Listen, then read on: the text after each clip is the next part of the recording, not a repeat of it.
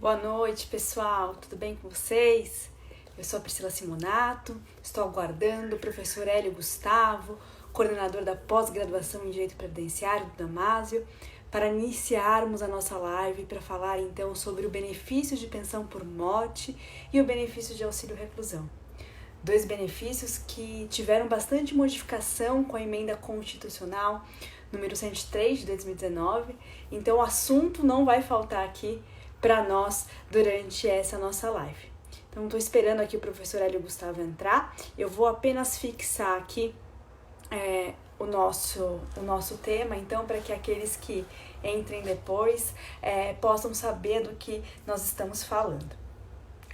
Estou aqui então falando no Facebook, no Instagram do Damásio. Eu sou professora do curso de pós-graduação em Direito Previdenciário. Uma das aulas que eu ministro nesse curso é justamente sobre esse tema de pensão por morte.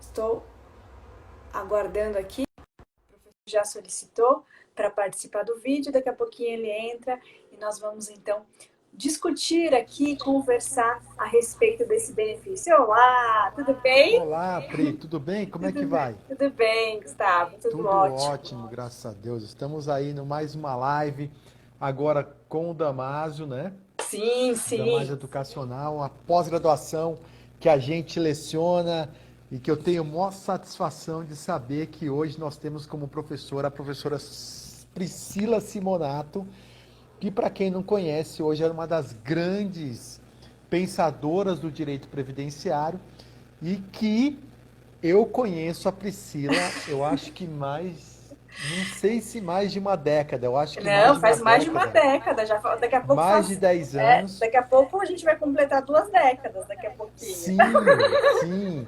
E para Mas, quem está entrando agora, só para título de curiosidade, a Priscila Simonato, no quinto ano de Direito, né? Já metidinha, já, né? Já metidinha, não, né? encorajada por você, encorajada por Pois você. é, pois é. Queria escrever um artigo tal e alguma coisa desse sentido. E eu falei assim, bom, então você vai dar uma palestra sobre o tema. E Pois eu é, coloquei a doutora Priscila, ainda estagiária de Direito, no quinto ano de Direito, para pois dar uma é. palestra. 2005 E isso. toda preocupada, 2005, pois é, olha 2005. só. E toda preocupada foi lá e deu um show de palestra. E ali começou, ainda como estagiária, no quinto ano de Direito, começou a sua carreira na docência e hoje ela é uma das professoras mais bem avaliadas do nosso curso de pós-graduação. Então é um motivo de orgulho para mim, duplo, porque eu que lancei a doutora Priscila como Verdade. professora e hoje, portanto, é um orgulho. E mais um orgulho de saber que ela é professora da nossa pós-graduação, uma das melhores do Brasil, de direito previdenciário e mais bem avaliada. Muito bem, A, Pri. Uma alegria a, estar com você a aqui. alegria é minha, é uma honra muito grande ser professora desse curso tão bem avaliado, né?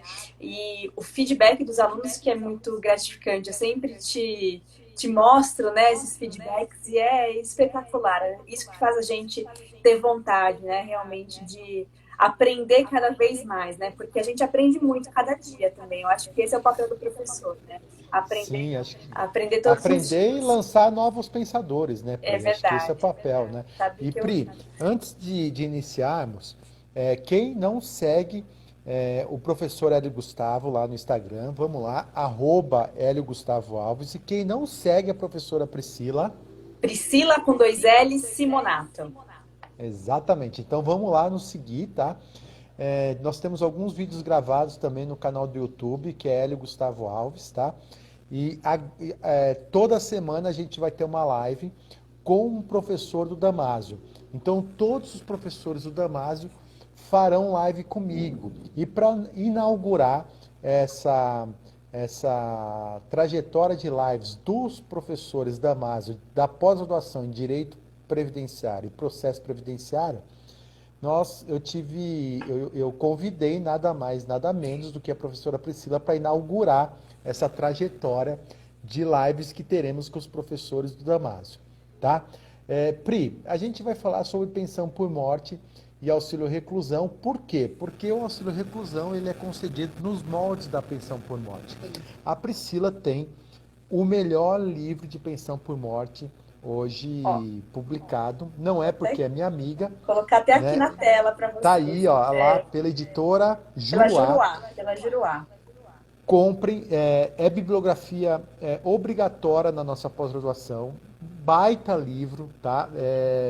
E eu recomendo, totalmente atualizado, com a Com a emenda reforma, constitucional, tudo tudo certinho. bonitinho, tudo Com a certinho. reforma Então, e com Pri, todas as outras alterações legislativas, né? Porque o benefício de pensão por morte, de auxílio reclusão, ele vem sofrendo alterações desde 2015, né? sim, 2015, sim, sim, 2019 sim. e depois, para fechar com chave de ouro, a emenda número 103 de 2019. Né? Exatamente. Pri, então vamos começar a nossa live falando de pensão por morte. O que você Sim. traz aí de alterações da pensão por morte, peculiaridades importantíssimas da pensão por morte? Eu trouxe aí no meu livro, o Guia Prático de Benefícios Previdenciários, um capítulo sobre pensão por morte. Eu vi tanta coisa que mudou, tem tanta Muita tese para a coisa. gente defender, Muita, né, muita, Pri? muita. Cada tanto na emenda constitucional número 103, quanto na lei 13846 de 2019, que veio um pouquinho antes da emenda constitucional, nós temos várias teses para trabalhar. É, o benefício de pensão por morte vai ser judicializado, nós vamos ver muitas teses judiciais, que nós vamos ter que ingressar com ação judicial para a concessão desse benefício. Esse benefício de Você pensão por sabe, morte. você sabe, Pri, só uma coisa que você me lembrou agora, quando veio a reforma previdenciária, quanto que nós ouvimos assim? Nossa, a advocacia previdenciária vai acabar. E eu dizia nas aulas, agora que eu vou ganhar dinheiro, entendeu? Exatamente. Porque tem muita coisa para ver, né, Pri? É Vamos lá, Pri, verdade. desculpa te Não, cortar. mas é isso mesmo, é isso mesmo. Tenho falado bastante em aula também. E nós vimos, né? Tivemos uma reforma em 98, que é a emenda número 20, e nós percebemos, né, que durante esse período a advocacia previdenciária conseguiu, né, se erguer. Mas tem uma coisa importante aqui para falar, Gustavo, da advocacia. Vai ter muita ação aquele que estuda, né? Exatamente, Aquele que exatamente. está se especializando sempre, aquele que está fazendo o nosso curso no Damas de pós-graduação. Por quê? A advocacia previdenciária não é mais aquela advocacia de modelo, é aquela Não. advocacia de quem precisa realmente pensar e saber o que está fazendo. Né? Então, por isso Exatamente. que a advocacia precisa ser especializada. Mas vamos começar falando aqui das reformas, né? Primeiro falar das reformas constitucionais, então trazidas pela emenda número 103 de 2019. Foi um dos benefícios mais prejudicados com essa reforma, porque trouxe um critério etário que prejudicou muito os pensionistas. Não sei se todos conhecem aqui, mas falar um pouquinho da história da pensão por morte, porque lá em 1960, na Lopes, na Lei Orgânica da Previdência Social, nós tínhamos a cota familiar. A cota familiar que foi trazida aqui pela emenda número 103 de 2019. Então, o que é essa cota familiar? O benefício ele começa em 50% e tem o acréscimo de 10% por dependente. E isso era lá em 1960. Quando veio a Lei 8.213 de 91, essa cota familiar ela aumentou para 80%, e em 1995 que nós tivemos a cota de 100%. E vejam que agora, né, em 2019, nós voltamos às regras lá de 1960. A regra que estipula, então, uma cota familiar, então a cota familiar começa com 50%, e a cada dependente que o segurado deixar, vai acrescer 10%, limitado em 100%. Então, vou trazer um exemplo aqui para que vocês consigam entender. O segurado faleceu, deixou uma esposa e deixou um filho, ou seja, deixou 2 dependentes. Nós estamos falando de uma cota familiar de 50%, mais 10% por dependente, então essa pensão por morte será de 70%. Aí o que muitas pessoas perguntam, né? Se for o caso, se o segurado deixou 10 dependentes, essa cota vai poder superar 100%? Não. O limite será de 100%. E não para por aí, né, Gustavo, as alterações. Por quê? 100% por quê? 70% por quê? em cima do que vai ser aplicado esse coeficiente da pensão por morte. E aí entra um grande problema, porque a emenda constitucional fala que a pensão por morte será calculada, esse percentual será aplicado. O pessoal está reclamando aqui do meu áudio, né, Gustavo? Põe o fone, Pri. Ixi, Maria, vamos ver se eu vou tentar baixar um pouquinho meu som. O fone é difícil você colocar, Pri? O fone, não vou conseguir. Vê se melhorou. Melhorou um pouquinho? Acho que sim. Vamos lá. Eu tô te ouvindo bem. Tá. Vamos lá, eu vou falar de novo. Então, em cima do que vai ser calculado esse percentual da pensão por morte? O que a emenda fala? Que vai ser calculado sobre o valor que o segurado recebia de aposentadoria, caso fosse aposentado, ou, se ele não fosse aposentado no momento do óbito, no valor que ele teria direito se for se aposentar, não mais aposentadoria por invalidez, né? Porque mudou a nomenclatura, a emenda constitucional mudou a nomenclatura da aposentadoria por invalidez e passou a ser chamada de aposentadoria por incapacidade permanente. Passou a ser chamada de aposentadoria por incapacidade permanente. Gustavo, o pessoal está reclamando do meu áudio, eu vou buscar um... Vai lá pegar o fone. Eu vou buscar, já volto. Eu vou falando aqui. Explicando pessoal, só um minuto, pessoal. A Priscila, enquanto vai buscar o som, eu vou até trazer depois que ela dá o exemplo, eu vou trazer aqui um exemplo prático em números. Quanto que vai ser a redução da pensão por morte, considerando que a renda mensal vai ser 100% do valor da aposentadoria que ele recebia, tá?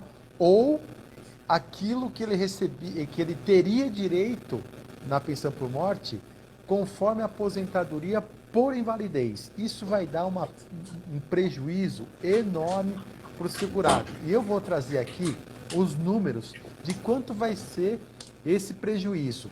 E isso já é uma grande tese para que a gente possa entrar com uma ação judicial. Vamos lá, Pri. Eu falei para eles que eu vou trazer os números de quanto seria a perda desse exemplo teu, tá, Pri?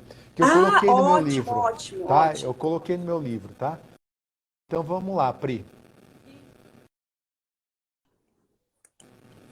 Vamos lá com o fone agora. Isso aí, parecendo uma piloto de avião. Vamos lá. Pessoal, vê se melhorou, então. Fechou. Vou colocar aqui o... Pronto.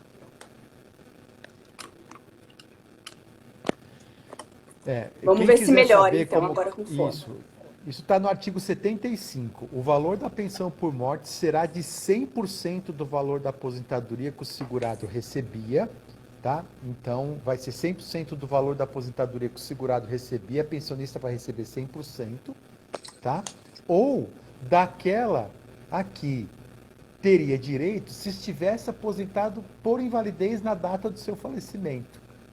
Uma loucura. Artigo 75, quem quiser ter acesso a essa informação. Vamos lá, Pri. Então, a gente estava falando da aposentadoria, né, que mudou a nomenclatura, agora a gente fala da aposentadoria por incapacidade permanente. E aí que vem o problema dessa aposentadoria por incapacidade permanente. Por quê? Como que vai ser calculado? Primeiro, mudou o PBC, que é o período básico de cálculo. O período básico de cálculo não é mais de 80% dos maiores salários de contribuição, é de 100% dos maiores salários de contribuição. Então, é de todo o período contributivo. Isso já vai fazer ter uma diminuição no valor do benefício. E agora, a aposentadoria por incapacidade permanente, ela não é mais de 100% como regra. Ela é de 60% mais 2% por ano trabalhado. Que exceder 20 anos para o homem e que exceder 15 anos para a mulher. Então, olha só, o grande problema. Qual que é o grande problema aqui que nós temos, então? Na aposentadoria por incapacidade permanente. Então, o segurado morreu hoje, um homem, vamos trazer aqui um exemplo de um homem morreu hoje e ele só tinha 10 anos de contribuição. Ou seja, a aposentadoria por incapacidade permanente dele já vai começar com um coeficiente de 60%. Quando for calcular o valor do benefício de pensão por morte, se, por exemplo, ele deixou só um dependente, o 60% da pensão por morte vai ser sobre os 60% da aposentadoria por incapacidade permanente. Como a Jéssica bem pontuou aqui, né? Existe uma dupla redução do benefício. E qual situação que nós não vamos ter, então, essa redução no valor da aposentadoria por incapacidade permanente? A emenda fala que se for a morte foi por acidente do trabalho, aqui, acidente do trabalho, a gente entende, né? Não só como acidente típico, mas também a doença profissional e a doença do trabalho. Nesse caso, a aposentadoria por incapacidade permanente seria calculado com base nos 100%. Né? Então vejam que agora, para o benefício de pensão por morte, vai ser extremamente necessário nós sabermos qual que foi a causa da morte. Vai fazer toda a diferença no valor do benefício. Né? Olha que legalidade, né, Pri? Olha como fere o princípio da isonomia. Dependendo a causa mortis do segurado, vai refletir no valor do cálculo da sua aposentadoria. Uma insanidade, né, coisas juridicamente totalmente inconstitucional.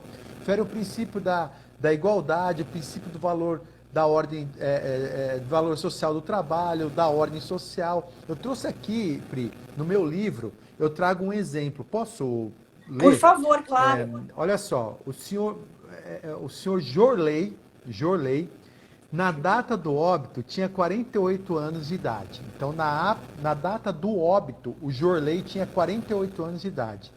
Com 20 anos de contribuição. Portanto, ele só tinha 20 anos de contribuição e 48 anos de idade. Tá? O salário de benefício dele era de 5 mil reais. O salário de benefício dele era de 5 mil reais. A sua esposa, chamada Nicene, tá? Ela acabou de entrar aqui, a Nicene, a esposa então, dele. A sua esposa, chamada Nicene, tá? Se ele tivesse falecido antes da emenda constitucional, ela receberia em cima da base de cálculo dos 5 mil reais. Como ele faleceu, o Jorley, que é o marido da Nicene, morreu depois da emenda constitucional, ele vai receber, em tese, 60% dos 5 mil, que dá 3 mil reais. Só que não só isso, é em cima do benefício por incapacidade. Então é 50% que ele tem direito, mais 10% da Nicene, que dá 60%. 60% de 3 mil, que é a aposentadoria por invalidez que teria direito, o valor da aposentadoria que ele teria direito era de 3 mil, em cima de 5 mil. Salário de benefício, salário de contribuição dele, 5 mil. 60% da aposentadoria de 5 mil, cai para 3 mil. Qual que vai ser o valor da aposentadoria dele? 60% em cima de 3 mil. Portanto, a Nicene Jorleia vai receber R$ 1.800. Qual que é o valor da redução da pensão por morte? Se a morte não é decorrente de um acidente ou doença do trabalho, vai ser de 64%. Ou seja, vai ter uma redução de 64%. Cabe revisão desse benefício? Óbvio, porque o evento morte, seja ele qual for, é o mesmo. Então, fere totalmente o princípio da isonomia, o princípio da garantia da ordem social, da proteção social, enfim. É já uma revisão que a doutora Priscila está trazendo aí. Vamos sem lá, contar, né, não é só essa redução, né, já trazendo outras alterações da emenda constitucional, trouxe agora, fala sobre a possibilidade de poder acumular pensão com aposentadoria, pode continuar acumulando pensão com aposentadoria, porém, o pensionista ele vai ter que escolher o benefício mais vantajoso para receber integralmente esse benefício mais vantajoso, e o menos vantajoso ele vai receber somente uma parte. Então, até esse exemplo que você trouxe aqui, né, que o benefício iria para R$ 1.800, se a Nicene já fosse, então, aposentada no momento do óbito, ela irá sofrer mais uma redução. Então, sim, ela vai sofrendo, né, várias alterações, várias reduções aqui no benefício. Alguém colocou assim, né? Não existe classificação para a morte. O fato gerador é o mesmo. Morte, exatamente é isso, né? O fato gerador é a morte. Então, não há que se fazer distinção. Só uma correção, não existe fato gerador dentro do benefício, dos benefícios previdenciários. Existe o quê? Os riscos e as contingências. Só para a gente, alguém escreveu fato gerador, só para a gente pontuar aqui, que é o risco, morte, ou as contingências.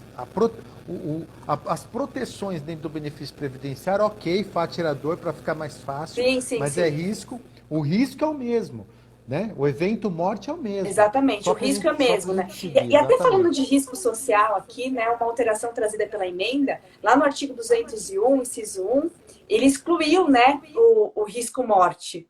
Ele deixou a pensão por morte só no inciso, no 5, ele excluiu do inciso 1 o risco morte, sim, né? Sim, mas isso acabou não afetando no valor, né, do benefício. Então, a emenda constitucional, ela trouxe basicamente essa alteração no valor do benefício de pensão por morte. Alguns pontos, né, que é importante a gente trazer aqui, que também alterou, a gente tem falado só de coisas negativas, mas teve uma alteração que eu achei bem interessante, Gustavo, na emenda constitucional, que é a possibilidade do dependente inválido ou com deficiência, que ele pode realizar uma perícia biopsicossocial antes mesmo do óbito do segurado, para avaliar essa sua condição, né, essa condição de inválido ou a condição de deficiente. O texto seria perfeito se não houvesse uma vírgula ao final disso que eu falei, porque o que fala depois da vírgula? Que o INSS vai poder realizar avaliações periódicas para ver se permanece a condição de invalidez ou deficiência. Isso quer dizer que não há nada garantido, né, que aquele dependente inválido ou com deficiência venha receber, então, o benefício quando o segurado vier a falecer. Mas era um fato que incomodava muito, né, os segurados que tinham dependentes inválidos ou deficientes, né, ficavam preocupados, o que vai acontecer com ele quando eu falecer? Então, uma alteração que eu entendi importante, né, uma alteração que eu entendi importante e positiva, trazida aí pela emenda constitucional. Uma outra alteração... Diga. Eu posso só trazer um tema aqui também sobre pensão por morte? Claro.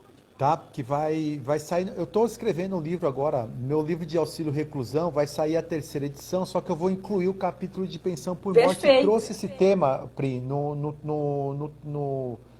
nas teses. Você sabe que a gente gosta de elaborar teses, né? Sim. Que é o parágrafo primeiro do artigo 74. O que diz o artigo 1º do parágrafo 74? Perde o direito à pensão por morte,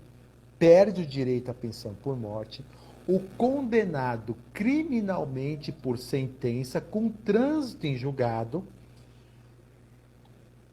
como autor, coautor ou partícipe de homicídio doloso ou a tentativa desse crime cometido contra a pessoa do segurado.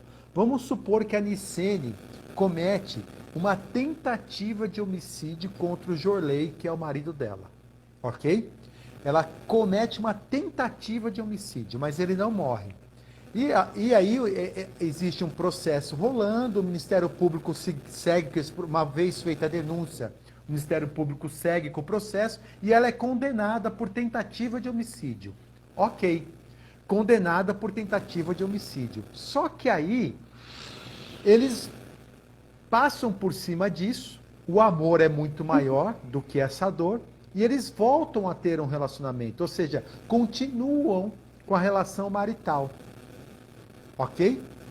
E aí, ele morre por um acidente de carro qualquer. Ela teria direito à pensão, uma vez que ela já foi condenada por aquela tentativa de homicídio? Mesmo o evento casamento ter continuado após a sentença transitada em julgado? Pelo artigo, não. Não, exatamente. Mas é outro... você entendeu? Aquele crime ela pagou, já houve uma sentença. Será que realmente esse artigo deve desproteger quem continuou com a relação marital?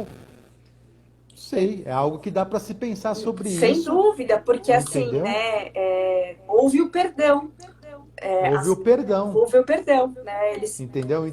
Então, acho que é um tema que eu estou discutindo no meu livro, que eu trago lá Sem dúvida. os fundamentos que sim, que caberia. É diferente de ela não ter mais relação marital nenhuma com ela e tudo mais, e de repente ela teve uma tentativa de homicídio, né? A morte veio por uma sequela que ficou, entendeu? Acho que dá para analisar esse fato de forma mais Sem profunda. Vamos dúvida. lá, Pri. E até, Vamos né, lá. já que você tocou nesse assunto, né, daquele que foi autor na tentativa de homicídio, sempre faz a gente recordar do caso da Suzane Richthofen, que foi até o que motivou a legislação lá em Sim, 2015, depois teve alteração em 2019, né, porque até então não existia na lei previdenciária essa exclusão daquele que tivesse sim. cometido o homicídio. Existia sim no direito civil, tanto é que o caso da Suzane Richthofen, ela foi condenada a devolver os valores que ela recebeu a título de pensão por morte, mas se usando como analogia à legislação civil. Não existia ainda isso dentro da legislação previdenciária. Mas muito interessante esse caso que você trouxe, realmente faz a gente refletir Refletir sobre a sobre isso, proteção exatamente. previdenciária, né? A proteção previdenciária. Um outro ponto também negativo da emenda constitucional, né, que mesmo após o STJ ter estendido a proteção, na verdade, ter reconhecido o direito do menor sobre guarda em receber o benefício de pensão por morte, depois de muita discussão, por quê? Até falar por que chegou essa decisão do STJ. Existia na legislação, na redação original da Lei 8.203 de 91, a proteção do menor sobre guarda. Em 1997, veio uma legislação que excluiu a proteção do menor sobre guarda para fins de recebimento de pensão por morte. Porém, o ECA continuava prevendo a proteção previdenciária do menor sobre guarda. Isso chegou até o STJ, e o que ficou estabelecido, né, no tema lá julgado pelo STJ, que a lei especial iria, então, prevalecer as normas lá, a lei de introdução às normas do direito brasileiro, então que a lei especial iria prevalecer no caso concreto, ou seja, o menor sobre guarda teria direito de receber o benefício de pensão por morte. O STJ entendeu dessa forma. Veio a emenda constitucional e excluiu o menor sobre guarda. O texto da emenda, ela fala que somente o enteado e o menor tutelado que terão direito de receber esse benefício de pensão por morte. Ele usa a palavra exclusivamente. Aí eu pergunto, né, Gustavo, o menor sobre guarda continua tendo direito de receber o benefício previdenciário? E aí muitos dão a resposta, né? Continua tendo direito, porque o ECA fala que tem direito da proteção do menor. Mas aí a gente vai entrar num problema de normas, né? Da hierarquia das normas. Mas a gente tem uma solução para isso. A Constituição Federal, lá no artigo 227, salvo engano, parágrafo 3º, ela fala que a criança, os jovens e o adolescente, eles têm proteção previdenciária. Então, lá na Constituição Federal, o capítulo que trata sobre a proteção da família traz a proteção desse jovem, dessa criança, desse adolescente, à proteção previdenciária. Então, entendo que essa emenda constitucional, porque a emenda pode ser inconstitucional, ela é inconstitucional. Aliás, tem vários pontos, né, que a emenda é inconstitucional. É uma Sim, loucura sim. isso, né? Aliás, pode uma emenda constitucional ser considerada inconstitucional? Claro, Claro, claro, logicamente, né? né? Quero mandar um abraço pro Aurélio Miguel, que chegou aí lá de Blumenau. Que saudade, Aurélio. Ah, Meu Deus. Pri, olha outra situação que eu achei que foi um ponto positivo aí na mudança da reforma previdenciária pela Lei 13.846, né?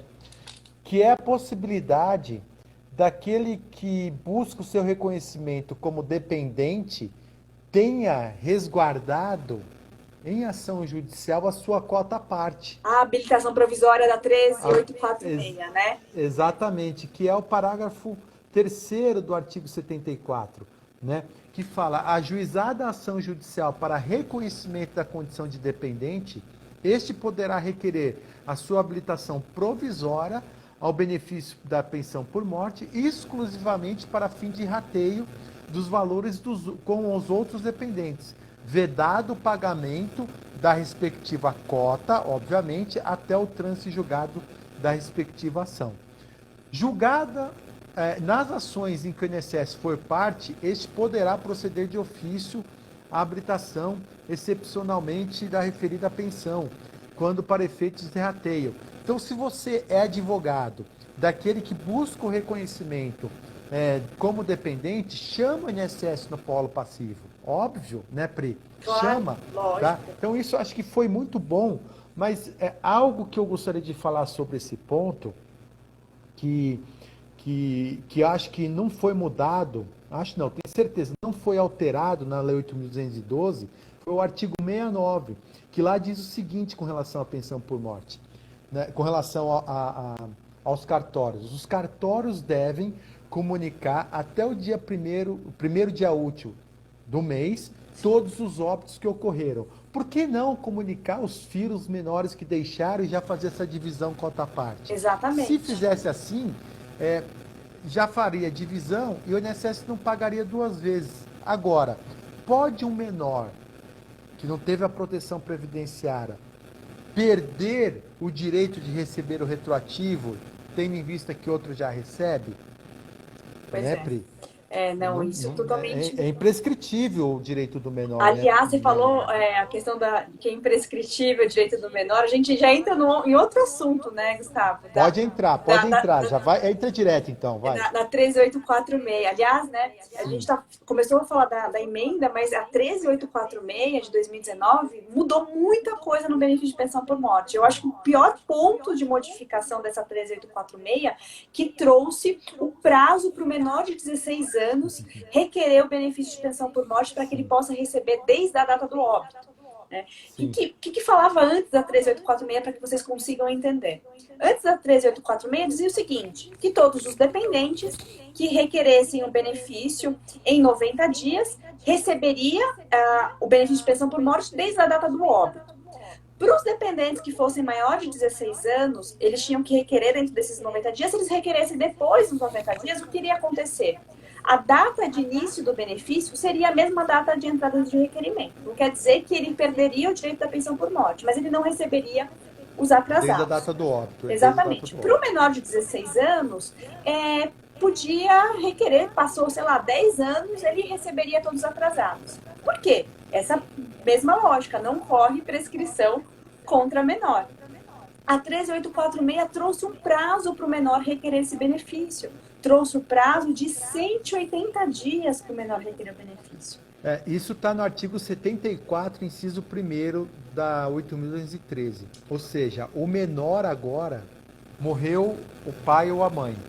O menor tem até 180 dias para dar entrada na pensão por morte para receber desde a data do óbito. Passou de 180 dias, qual vai ser a data do início do benefício?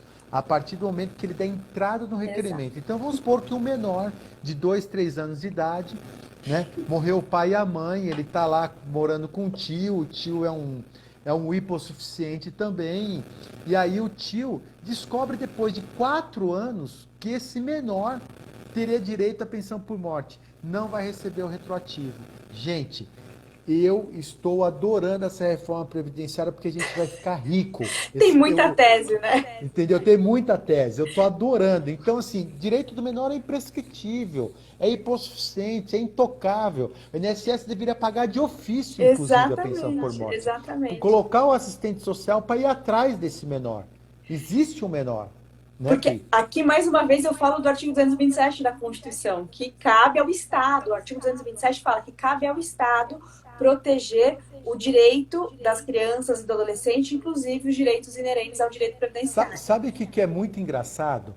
Quando é para cancelar benefício por incapacidade de auxílio-doença ou aposentadoria por invalidez, alguns servidores do INSS entram no Facebook, entra no Instagram para ver se ele está bebendo, se ele está em férias e tal. Por que não entrar no Instagram do falecido para verificar se cabe ou não, se existia ou não um filho menor? Exatamente, exatamente. né?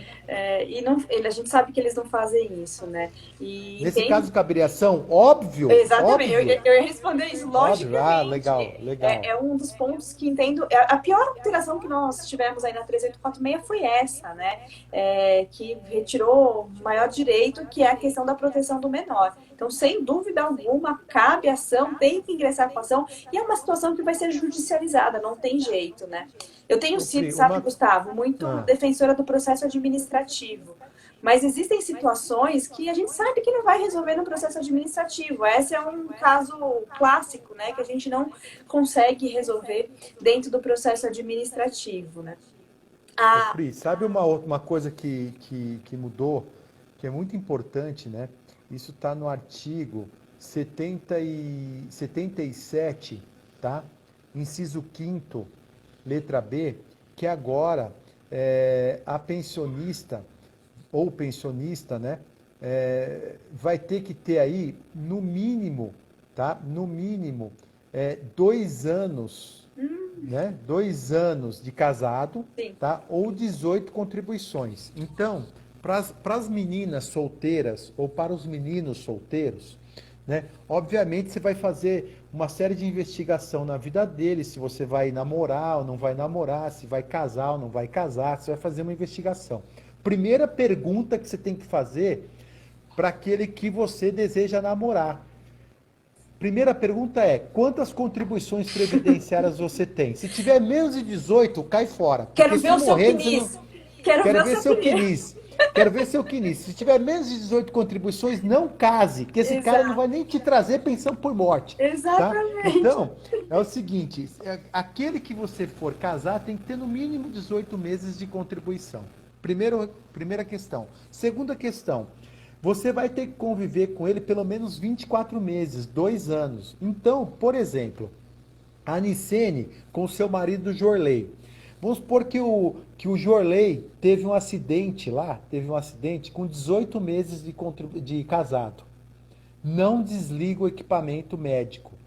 Deixe lá vivo até completar os 24 meses. No 25º pode desligar o equipamento. Óbvio que é uma brincadeira que eu estou fazendo, mas é mais ou menos isso. Tá, mas e se ele morre e está nessa situação? Como é que fica? Você vai receber só 4 meses de pensão por Exato, morte. Então, se exato. na data do óbito, você tem menos de 2 anos de casado, ou o falecido tem menos de 18 contribuições, você vai receber só 4 meses. Esses 4 meses, tá? Eu digo que ele é uma pensão por morte? É. A pensão por morte vai ter um fim em 4 meses. Mas eu digo, inclusive no meu livro, que isso é uma carência maquiada. Sim, As 18 contribuições dos 24 meses é uma carência maquiada. Concorda exatamente. comigo, Pri? Concordo, concordo. É uma carência maquiada, sem dúvida alguma, porque vai exigir um número mínimo de contribuições para que o benefício possa ser pago. Não tem. Eu tô com um amigo meu, aí tá aí, o Jader, um grande amigo meu de Blumenau também. Tem outra coisa, Jader, que é muito interessante para você, tá? Se você quiser casar com interesse de receber pensão por morte, para o resto da vida, case com uma mulher acima de 44 anos. Se você casar com uma mulher com menos de 44 anos, né, Pri? Se você casar com uma mulher que tem 21 anos de idade, né? Se você casar com uma mulher que tem. Você, não sei quantos anos o Jader tem, né? Nem sei quantos anos. Mas enfim, você pensionista que se tiver 21 anos de idade, o pensionista, se tiver 21 anos de idade, você vai receber só 3 anos a pensão por morte. Se Exatamente. você tiver de 21 a 26 anos de idade, a pensionista, vai receber só 6 anos de contribuição. Se tiver de 27 a 29, vai receber 10 anos a pensão por morte. De 30 a 40, 15 anos. De 41 a 43, vai receber 20 anos. Você só vai receber a pensão por morte se tiver mais de 44 anos de idade. Então, você pensionista, você só pode matar o seu marido se Quando você você tiver completar mais de 40. 44 anos de idade. Se você tiver Exatamente. menos de 44 anos de idade, não mate seu marido. Espera, Porque espera um você vai, pouquinho. espera um pouquinho mais. Então, olha, viúvas negras ou viúvos negros, né, da história lá. Mate depois de 44 Espera anos, né? 44 anos. Gustavo, você está falando da questão do prazo, né, de 18 meses de contribuição e também o tempo mínimo de casamento. Me lembrei aqui de uma outra alteração que trouxe a 13846, também um problema muito grande aqui da 13846, que é que para comprovação agora de condição de dependente, dependência econômica, a Lei 13846 exige início de prova material, algo que não existia antes da Sim. 13846. Nós conseguíamos comprovar condição de dependente. Então, trazer um exemplo aqui para vocês. União estável. Como que se comprova a união estável? Antes a gente conseguia fazer essa comprovação tão somente com a prova testemunhal. E é a realidade de muitas pessoas. O que é a união estável? A união estável é justamente aquela união informal, que as pessoas simplesmente começam a morar junto e ponto final, não há nenhum tipo de formalidade. E agora a 13846, ela exige início de prova material para que essa união seja conhecida. E eu trago também aqui, entendo que esse ponto da legislação é inconstitucional, porque a união estável é protegida pela Constituição e a Constituição Federal não exige nenhuma formalidade para se constituir uma união estável. Pelo contrário, ela fala que a união estável é aquela união que tem que possibilitar, facilitar em conversão em casamento, mas não fala em nenhum tipo de formalidade, né? Então é um problema muito grande também prático, porque E assim, geralmente as Pri, pessoas e não assim, têm, né, o provas. problema, o problema é o pobre, né? Exato! Então o Quem tem. pobre às vezes não tem nem endereço, ele mora numa favela que não tem endereço, não tem conta Exatamente! bancária, não tem nada, né? Não tem nada, porque o decreto 3.048, ele traz um rol de provas, ele fala em conta bancária em conjunta, quem tem conta bancária, ainda mais em conjunto, né? Fala em declaração de imposto de renda, convênio médico, procuração outorgada em conjunto. Quem que tem isso? Até porque a clientela de benefício previdenciário, a maioria, né, Pri, é Sim, pobre, não sim, tem nem endereço exatamente. direito. Não tem Ô, Pri, a endereço. gente tem mais aí, menina, passou tanto, já tá 10h13 já. Nossa A gente tem Senhora! mais 10 minutos. E para Vamos falar só um pouquinho de auxílio do reclusão, auxílio senão a gente não reclusão. vai falar É que nada. é até importante falar, né, Gustavo, que todas essas alterações que nós falamos aqui da pensão por morte se enquadram no auxílio reclusão, né? É, é a É, mesma é roupagem, a mesma roupagem, só vai mudar, né, como você trouxe aí, algumas peculiaridades, algumas exatamente, algumas peculiaridades. peculiaridades, e que também, né, você vai falar provavelmente aí do valor do benefício, que é algo que eu leio a emenda constitucional e falo, meu Deus do céu, não era mais Vamos fazer fácil o falar que o seguinte, benefício é de salário mínimo, né? eu trago a questão de como é feito o cálculo, você traz essa tese aí, tudo Tá bem? bom, aham. Olha só, trouxe uma novidade, tá? A reforma no parágrafo 4º do artigo 80, que é a aferição da renda mensal bruta para enquadramento do segurado com baixa renda ocorrerá pela média dos salários de contribuição apurados no período de 12 meses anteriores ao recolhimento à prisão. Isso eu achei bacana. Sim, Ou sim. seja, vai fazer uma média das 12 últimas contribuições dele para verificar se ele está dentro da baixa renda. O que é a baixa renda? Só vai receber pensão por morte a família que estiver dentro da baixa renda. Quem estiver dentro da baixa renda vai receber o auxílio reclusão. Quem estiver acima da baixa renda não vai receber o auxílio reclusão. Qual o valor da baixa renda hoje? R$ 1.425,56, tá? Então foi pela portaria 3659 de 10/2/2020, artigo 5º, redefiniu que o valor da baixa renda é R$ 1.425,56. Então, se dentro dos 12 meses, o cálculo dos 12 meses, na média aritmética, ficou em 1.425,56, a família recebe o seu reclusão. Se ficou mais do que esse valor, a família não recebe o auxílio reclusão. Porém, vamos lá, Pri. E só que é importante falar, né, que a baixa renda é do segurado, né, e não do dependente, que Isso, traz isso, isso. muita injustiça também prática. Porém, né, ele fala tanto aí do cálculo, mas a emenda constitucional trouxe que o benefício de auxílio reclusão terá a mesma fórmula de cálculo da pensão por morte, porém o benefício não poderá ser superior a um salário mínimo. Salário mínimo. Ou seja, todo mundo vai receber um salário exatamente. mínimo. Até no comecinho da nossa live, alguém tinha feito essa pergunta, né, do salário mínimo. Acho importante a gente falar sobre Sim. isso, né, do salário mínimo, porque as pessoas acabam confundindo um pouco. Nenhum benefício previdenciário, isso está na Constituição Federal, nenhum benefício previdenciário pode ser inferior a um salário mínimo. O que pode acontecer aqui, na pensão por morte, no auxílio reclusão, é o seguinte: fiz o cálculo do benefício, cheguei lá, então, ao valor de R$ 1.045, então, o valor do salário mínimo. Porém, eu tenho 2 dependentes. O que vai acontecer com esses R$ 1.045? Ele vai ser dividido entre os 2 dependentes. Então, cada dependente, a cota desses dependentes vai ser inferior ao salário mínimo, né? Mas o benefício em si, quando somado, ele não pode ser inferior a um salário mínimo.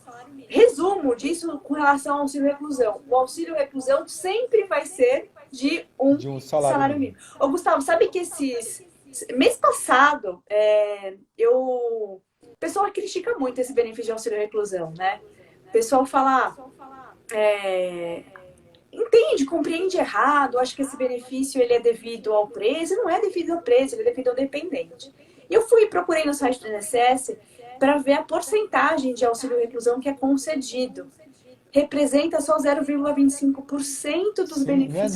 Não é nada. Pessoas se preocupam tanto com esse benefício de auxílio reclusão. Sim, é besteira. Ele não representa nada, né? Ô, Pri, a gente tem mais 10 minutinhos. Tá ótimo. Vamos trazer só uma tese aqui. O artigo 80 da 8.213 agora mudou com a Lei 13.846. Não acumulará auxílio reclusão com pensão por morte. Sim.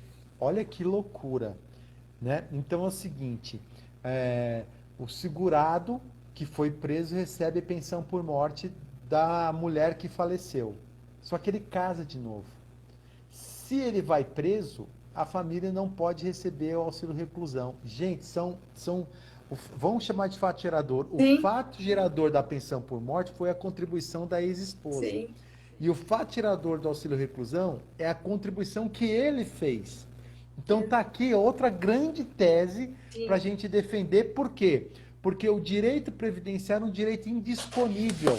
Pode uma lei, a 13.846, proibir, ou seja, proibir o recebimento de um direito indisponível, ser indisponível, não pode retalhar o direito à pensão por morte. É outra tese que a gente tem aqui para defender, tá? Olha, pensão por morte e auxílio reclusão, que não faltam, são teses, né? A gente tem muita coisa. Todos os artigos que a gente pega de alteração da 13.846 e também na emenda constitucional, a gente consegue Sabe o que eu acho, Pri? Eu acho que na pós-graduação, na aula de pensão por morte e auxílio reclusão, a gente tem que dar essa aula junto. O que você acha? Fechada. Super top. A gente dá aula de pensão por morte e auxílio reclusão juntos.